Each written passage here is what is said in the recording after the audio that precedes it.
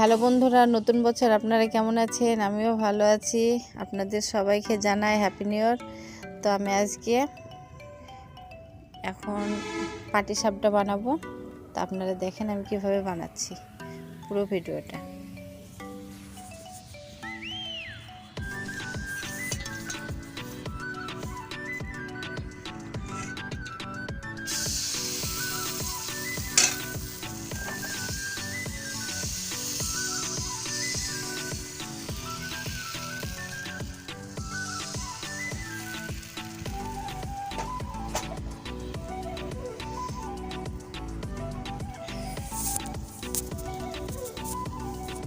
এখানে